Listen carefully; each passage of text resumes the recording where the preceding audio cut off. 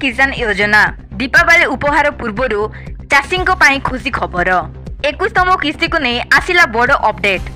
देश में कोटी कोटी चाषी बसवास करती, तेणु सरकार समय समय से लाभ पाई विभिन्न योजना आरंभ करती।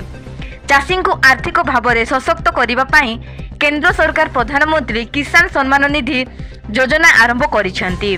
एही योजना अधीन रे चाषी को प्रतिवर्ष 6000 आर्थिक सहायता प्रदान करा जाए, जहाँकि 3टी किस्ती बंटन करा जाए। एपर्यंत 20टी किस्ती पठा जाइछि एवं वर्तमान चाषी माने 21तम किस्ती पाई उत्साहर सहित अपेक्षा करिसेंती। सांप्रतिक रिपोर्ट अनुसार एही किस्ती दीपावली पूर्व चाषी को अकाउंट रे पहुंची पारे।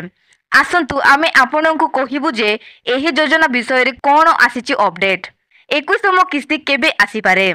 सरकार साधारण प्रति 4 मासरे किसान सम्मान निधि योजनार परवर्ती किस्ती जारी करती।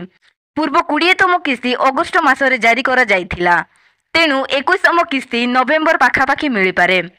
वर्तमान दीपावली अक्टोबर रे थिबारु सरकार चाषी को दीपावली उपहार भाव में 21तम किस्ती जारी करि पारंती बोली कल्पना करा जाउछि। तेणु आशा करा जाउछि जे परवर्ती किस्ती दीपावली पूर्व अर्थात अक्टोबर शेष किंबा नवेम्बर आरंभ रे अकाउंट को आसी पारे। तथापि सरकारी तारीख एपर्यंत घोषणा करा जाई नाही। सरकारी घोषणा पर ही तारीख जना पड़िबो। चाषी माने कोन मन रखिबा उचित। एही योजनारू लाभ पाहिबाकू चाहुथिबा चाषी माने सेमानकर EKYC को अपडेट रखिबा उचित। केतेक समय रे भूल बैंक अकाउंट किंबा असंपूर्ण सूचना जोगु किस्ती विलंब हुए। एही परिस्थिति रे चाषी को सेमानकर अकाउंट विवरणी आधार कार्ड एवं संपूर्ण EKYC को अपडेट रखिबाकू पड़िबो।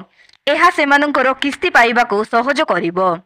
चाषी माने सरकारी वेबसाइट किंबा सेमानकर निकटतम CSC केंद्र को जाई सेमानकर सूचना अपडेट पाई पारिबे।